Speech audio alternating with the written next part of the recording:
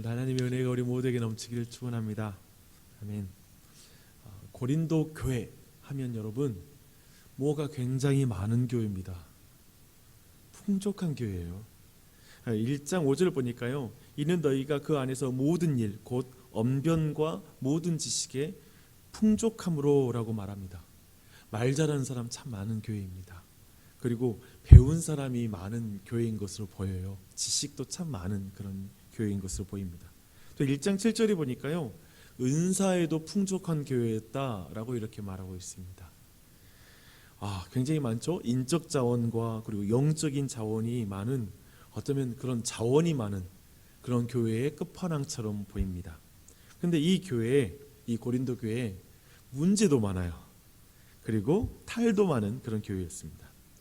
그들이 가진 그런 문제 중에 하나는 교회 내에 분열의 문제가 있었어요. 그래서 바울파, 아볼로파, 게바파, 그리스도파, 이렇게 여러 파벌이 나뉘어서 갈등이 있는 그런 교회였습니다.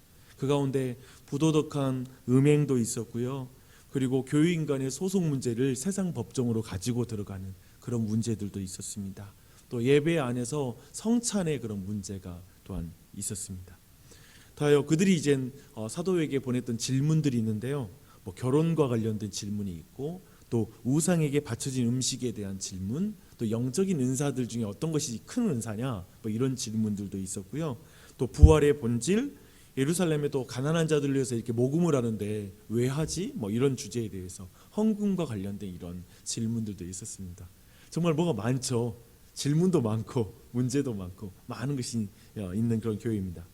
이런 수많은 고린도 교회의 문제의 좀 본질을 한번 어떻게 좀 정리를 해볼까 생각하면서 그것을 좀 묵상하는데, 한마디로 이 교회는 세상의 포로가 된 교회다라고 우리가 이해할 수 있을 것 같습니다.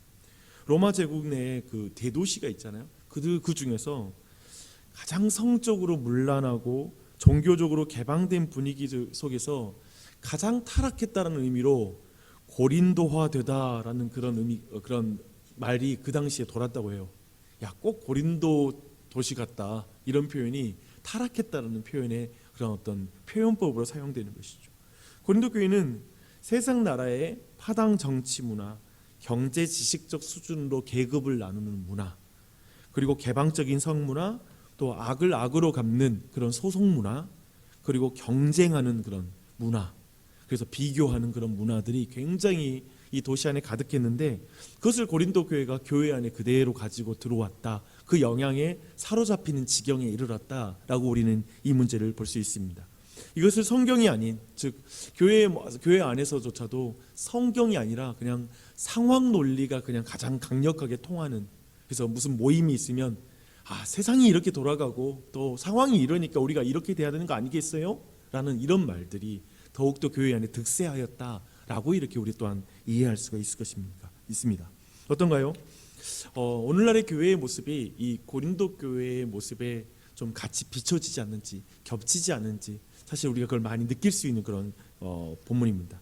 그래서 더욱 사도가 이 모든 상황 속에 이 교회를 향해서 어떻게 진단하고 어떻게 그걸 치료해 나가는지, 고린도 전서를 통해서 우리가 말씀을 확인하는 건 오늘날 우리가 신자의 삶을 살아갈 때 어쩌면 우리도 동일한 문제에 맞닥뜨릴 수 있기 때문에 이 가운데 이 말씀을 살피는 건 우리에게 굉장히 중요한 주제라고 생각합니다. 오늘 본문은 고린도전서 13장 말씀이잖아요. 굉장히 너무나 유명한 사랑장입니다. 그런데 좀 배경을 좀 더 우리가 여기서 배경을 좀 더 이해한다면 이 본문을 좀 더 이해할 수 있을 것 같습니다. 좀 전에 우리는 고린도 교회가 가진 굉장히 많은 문제들을 함께 보았습니다. 저는 그 문제들이 발생한 이유와 그리고 이 문제를 왜 해결하지 못하고 사도 바울에게 이렇게 문제에 대해서 알리고 답을 구했을까라는 그런 생각을 해봅니다. 결론적으로 저는 고린도 교회 안에 이 분열의 문제가 그 중심에 있다고 생각합니다. 왜냐하면 편지에서 가장 먼저 언급하는 문제가 분열의 문제였거든요. 근데 이 교회가 이렇게 분열이 되니까 생각들이 나눠지고 의견들이 나눠지니까, 그리고 뭔가 신뢰할 수 있는 권위가 교회 안에 없다라는 말이기도 해요. 그렇다 보니까 이 교회 내에 부도덕한 음행을 두고도 적절한 대처를 할 수가 없는 거예요. 분명히 근친상간이 있었기 때문에 이 정도 문제면 교회가 의견 통합해서 문제를 다룰 수도 있을 것 같잖아요.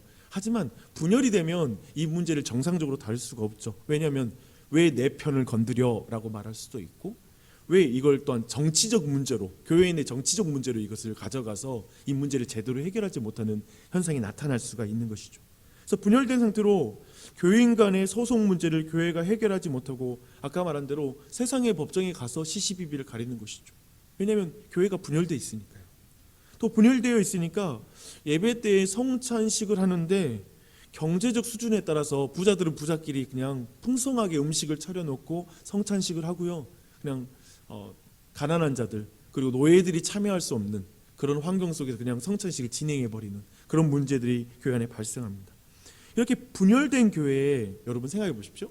이렇게 분열된 교회에 지식과 언변, 영적인 은사가 부어지면 어떻게 될 것인가에 대한 주제예요. 사실 생각해 보면 우리가 인간적으로 언변과 지식 그리고 영적인 은사라는 거 너무 좋아 보이잖아요. 우리 모두가 우리 교회가 그런 게 너무나 많았으면 좋겠어라고 생각하는데, 그러나 분열된 교회에 그것이 부어졌을 때 어떤 현상이 일어나냐 했을 때 서로 누가 더 옳고 누가 더 논리적이고 누가 더 탁월한 은사자인지를 경쟁하고 있다는 것입니다. 그런 문제에 빠져버린 교회가 바로 이 고린도 교회라는 것이죠. 이런 병행에서 사도는 사실 12장 오늘 본문의 바로 앞에서 온몸과 많은 지체로서의 교회를 설명하고 있습니다. 그래서 굉장히 중요한 그런 말씀이에요. 12장 12절이에요. 몸은 하나인데 많은 지체가 있고 몸에 지체가 많으나 한 몸인과 같이 그리스도도 그러하니라. 여러분, 교회를 몸으로 이해하는 거 너무 중요해요. 이 몸으로 이해하면 누가 더 쓸모가 있는지 중요한지를 경쟁할 수가 없죠. 야, 손가락 너는 별로 중요하지 않아. 눈이 더 중요해. 이런 표현을 할 수가 없는 거죠. 온몸이 중요하니까요. 은사의 우열을 가려서 모두가 눈이 되려고 하거나 입이 되려고 할 필요가 없는 거예요. 그러면 몸이 아니죠. 여러 지체가 있어서 몸인 거지. 모두가 나 입이 될래. 그게 우리 교회에서 가장 중요하니까. 아니면 모두가 눈이 되래. 이렇게 말하는 건 있을 수가 없다는 것이죠. 그래서 모두가 필요하다는 의식을 갖게 된다는 걸 사도 바울은 이 몸을 통해서 교회를 설명하고 있습니다. 이게 지금 교회의 문제를 딱 여러분 생각해 볼 때 얼마나 중요한 인식인지를 알겠죠. 지체의식이라는 거. 이게 교회를 치료하는 어마어마한 지금 말씀인 것이죠. 26절을 보세요. 만일 그래서 한 지체가 고통을 받으면 모든 지체가 함께 고통을 받고 한 지체가 영광을 얻으면 모든 지체가 함께 즐거워하느니라. 그래서 이런 감정, 그래서 지체의식, 지체감정, 지체로서의 모든 감정을 공유하는 것, 그게 바로 교회다라는 것을 사도 바울은 지금 힘써서 말하고 있고요. 이래서 이제 몸의 비유는 이렇게 마무리가 됩니다. 28절입니다. 하나님이 교회 중에 몇을 세우셨으니 첫째는 사도요, 둘째는 선지자요, 셋째는 교사요, 그 다음은 능력을 행하는 자요, 그 다음은 병 고치는 은사와 서로 돕는 것과 다스리는 것과 각종 방언을 말하는 것이라. 다 사도이겠느냐? 다 선지자이겠느냐? 다 교사이겠느냐? 다 능력을 행하는 자이겠느냐? 다 병 고치는 은사를 가진 자이겠느냐? 다 방언을 말하는 자이겠느냐? 다 통역하는 자이겠느냐? 너희는 더욱 큰 은사를 사모하라. 내가 또한 가장 좋은 길을 너희에게 보이리라. 그래서 우리가 2주 전에 우리가 함께 보았던 그 교회론 강의가 생각나는 그런 본문이기도 하죠. 만인이 제사장이에요. 하지만 만인이 직분자는 아니에요. 바로 그 근거의 말씀입니다. 잘 보십시오. 교회의 구성원은 정말 다양합니다. 그리고 그들의 은사도 너무 다르고요. 직분도 달라요. 우리는 이제 이번 주에도 직분자를 세우는 그런 피태계를 하지만 1년직이긴 하지만 세우겠지만 직분이 다른 거예요. 그것은 어떤 면에서 굉장히 좋은 일이죠. 기쁜 일이죠. 그러니까 모두가 입이면 큰일 나죠. 그렇죠? 모두가 손이면 큰일 나는 거예요. 그러니까 지체가 있고 직분이 있다는 건 너무나 큰 선물이에요. 근데 생각해 보면 어떤 조건에서는 이런 다양함이 때로는 갈등과 분열로 이어질 수가 있습니다. 어떤 조건인지는 이제 13장을 통해 확인할 텐데요. 사랑이 없으면 이런 조건에서는 그것이 갈등과 분열로 이어질 수 있겠죠. 이런 결론을 두고 사도는 31절, 제가 주목하는 31절이에요. 너희는 더욱 큰 은사를 사모하라. 내가 또한 가장 좋은 길을 너희에게 보이리라. 여기서 더욱 큰 은사란 13장에서 말하는 사랑입니다. 이제 이 사랑이 이제 교회를 어떻게 변화시키는지, 정말 이 사도 바울이 이 고린도 교회를 치료하기 위해서 주신 이 13장의 말씀이 얼마나 귀한 말씀인지를 한번 보도록 할게요. 13장을 세 가지로 해석할 수 있을 것 같아요. 첫째는, 먼저 사람들은 영적인 표현을 소중하게 여긴 나머지 사랑을 간과하는 문제를 가지고 있다는 걸 1절부터 3절까지 이 내용을 말하고 있습니다. 한번 보게요. 1절을 보십시오. 방언과 천사의 말을 한다라는 것이죠. 즉 영적인 걸 말로 표현하는 그런 것이죠. 근데 사도 바울은 사랑 없는 영적인 말의 표현, 말로 하는 사랑이 없으면서 영적인 말로 표현하는 것을 소음이라고 평가하고 있습니다. 포장지는 굉장히 화려한데 열어보니까 선물이 없는 거예요. 사랑이 없는 거예요. 그러니까 말은 너무너무 이쁘게 하는데 안에서 실제 사랑이 없는 거예요. 과격하게 말해 이 사랑 없는 말은 한마디로 어떤 의미에서 쓰레기와 같다라고 이렇게 말하는 것입니다. 또 2절에 보니까요, 이 영적인 표현이 좀 더 이 말로 하는 표현 중에 또 하나가 더 나와요. 그 표현을, 이 영적인 표현을 더 소중히 여긴 나머지 사랑을 간과하는 또 다른 형태가 나옵니다. 내가 예언하는 능력이 있어 라는 말을 하고 있죠. 사실 여기서 이 예언하는 능력은 쉽게 말해 오늘날 설교로 생각하면 됩니다. 우리가 설교를 잘해서 모든 비밀과 지식, 또 산을 옮길 만한 믿음을 외치는데 사랑이 없을 수 있다는 거예요. 야, 그럴 수 있을까요? 바울은 이 사랑 없는 성경 박사, 설교자는 nothing이라고 말합니다. 아무것도 아니야 라고 말하고 있습니다. 그래서 1절과 2절 이 공이 둘 다가 지금 말로 하는 영적인 표현, 하지만 사랑이 없다면 사랑 없는 상담, 사랑 없는 어떤 권면, 다 nothing이다, 아무것도 아니다, 이런 지금 말씀을 하고 있습니다. 근데 이제 3절에는 행동으로 하는 영적 표현이 나오고 있습니다. 이제 이런 표현에 현혹되어 사람들은 사랑을 간과한다는 거죠. 그중에 이게 이렇게 말해요. 심지어 모든 소유로 구제하고 온몸을 제물로 바쳐서 내줄지라도 사랑이 없을 수 있다라고 말하고 있습니다. 가능한가요, 여러분? 그럴 수 있다고 말하는 거예요. 이것은 본인에게 전혀 유익하지 않다라고 사도는 말하고 있습니다. 사도는 사랑이 없이, 보십시오, 사랑 없이 자신의 정체성은 아무것도 아니고 사랑 없는 신자의 삶은 스스로에게도 아무 유익이 없다라는 표현으로 특별히 nothing을 외치고 있습니다. 아무 유익 없어, 아무것도 아니야, 사랑 없이는 우리는 우리의 정체성을 설명할 수 없어, 어떤 유익도 없는 거야 라고 이렇게 말하고 있습니다. 여기에서 우리 모두가 왜 말과 행동으로 하는 영적인 표현, 활동으로 사랑을 간과하는지에 대해서 한번 우리가 짚어볼 필요는 있는 것 같습니다. 왜 사도 바울은 지금 이 부분을 지금 짚고 있을까? 우리는 방언과 천사의 말, 설교 사역, 헌금과 구제 사역, 온몸을 바치는 그 봉사를 하나님과 교회의 이웃을 향한 사랑으로 바로 연결시킵니다. 사랑하니까 그렇게 했지 라고 바로 연결시키는 것이죠. 방언하면 하나님을 정말 사랑하는 사람이니까 하나님이 방언을 주셨겠지 라고 바로 연결하고요. 성경을 탁월하게 해석하는 그런 목회자를 만나면 야, 저분은 진짜 하나님을 사랑할 거야 라고 바로 연결을 합니다. 그리고 상상할 수 없는 헌금을 하고 희생적인 봉사를 하는 사람을 보면 야, 당연히 저분은 교회를 진짜 사랑하는 분임에 틀림이 없어 라고 말할 것입니다. 근데 정말 그럴 것입니다. 그런 경우가 많을 거라고 저는 생각합니다. 당연히 사랑으로 이 모든 것을 행하는 걸 추구해야 돼요. 그런데 사도 바울은 사랑 없이 이 모든 걸 행할 수 있다라는 가능성도 열어두고 있어요. 이건 우리가 오늘 본문에서 부정할 수 없는 해석이죠, 그렇죠? 그것이 사랑 없이도 할 수 있대요. 고린도전서 13장이 우리 모두를 당혹하게 하는 지점입니다. 이 당혹스러움은 누군가에게는, 너무나 열심히 달려온 사람에게는 지금 올 한 해 동안 내 신앙생활이 부정당하는 것이 두려운 어떤 그런 본문의 말씀이 될 것입니다.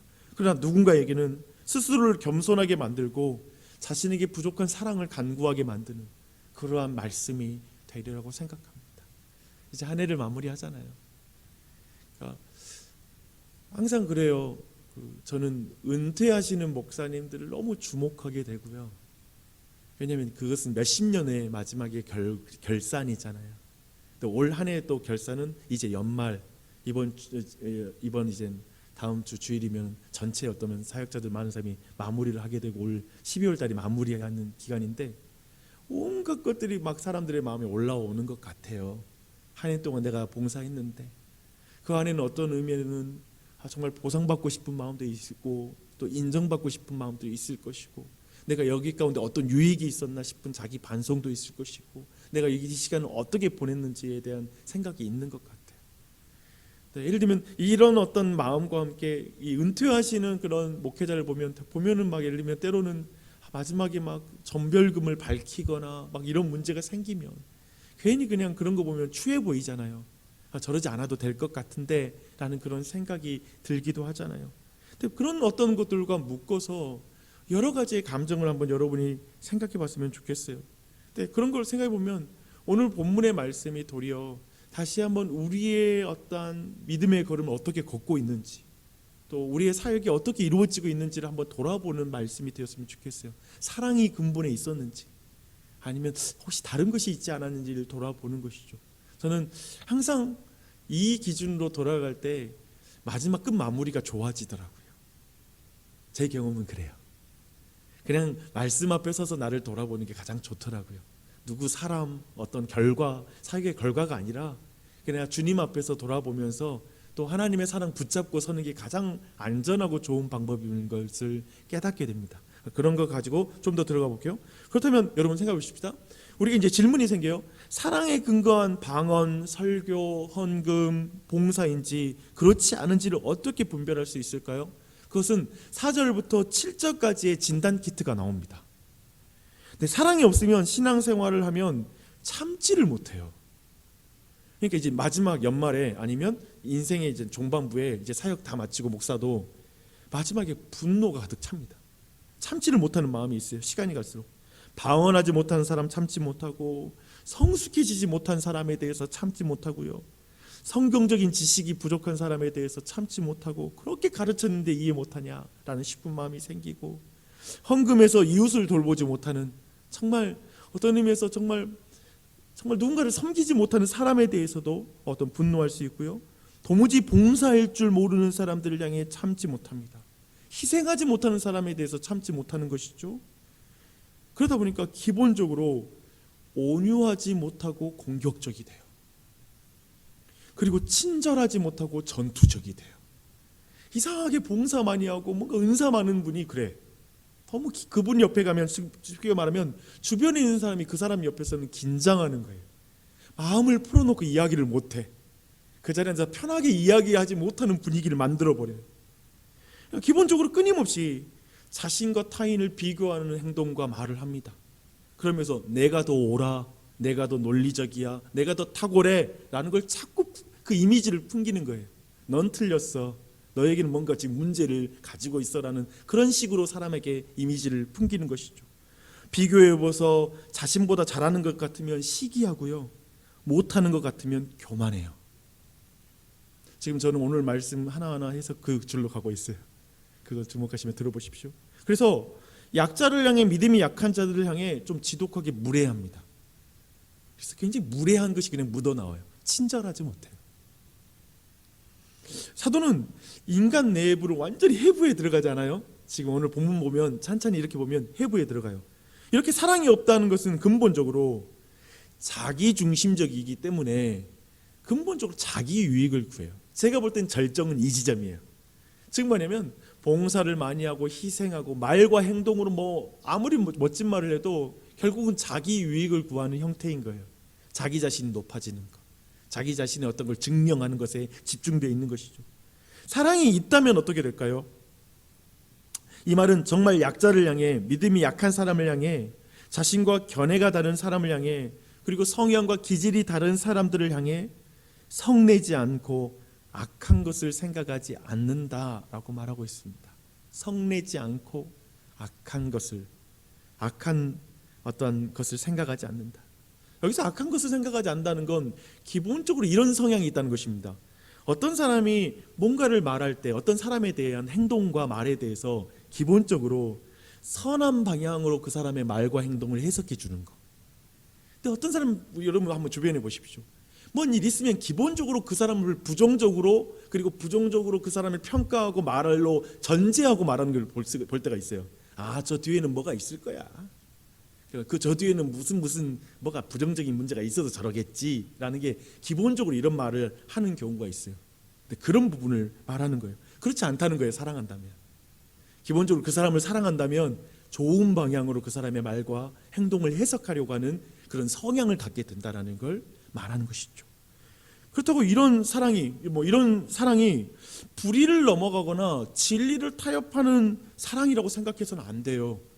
그러니까 진짜 사랑은 뭐냐면 도리어 어떤 사랑하기 때문에 형제의 죄를 사랑으로 바로잡아 주는 것에 있어서도 결코 게을리하지 않아요.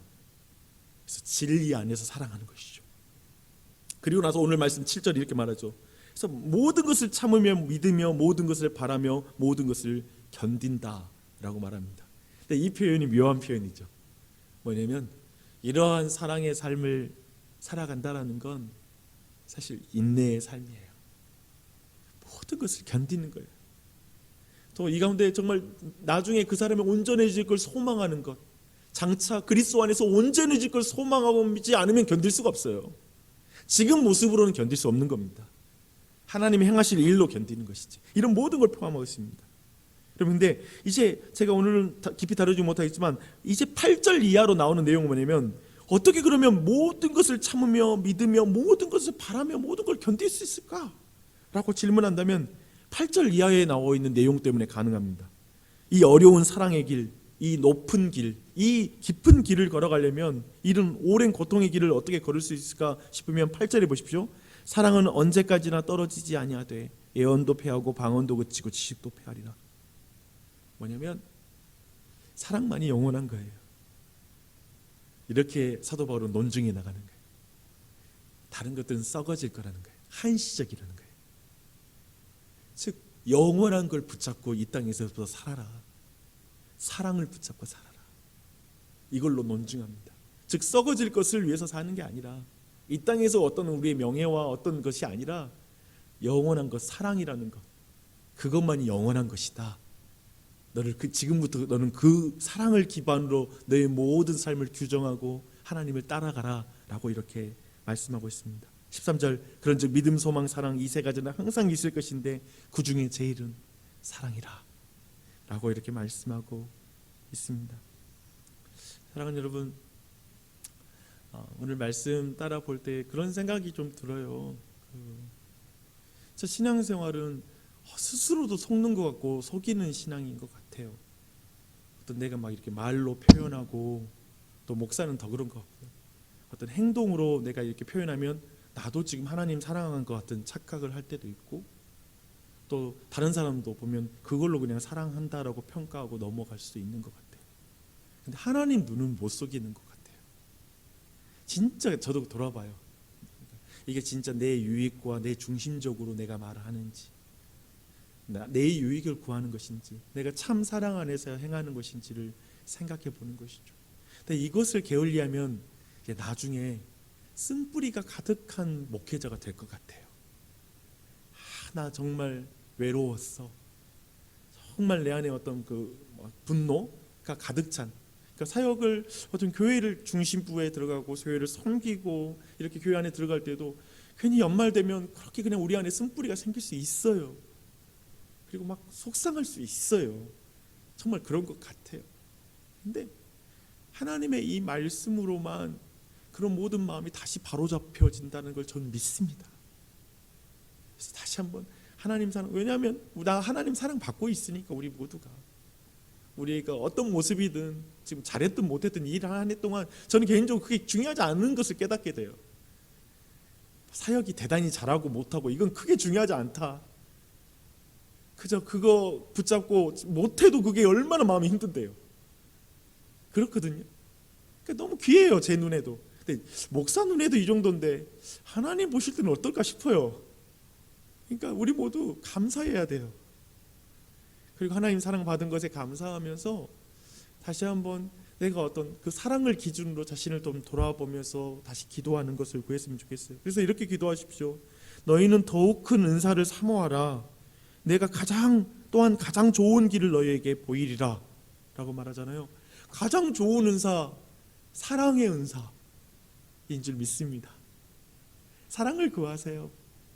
그리고 그 사랑이 내 안에 구하고 그것으로 내가 충만해지도록 나아갔으면 좋겠습니다.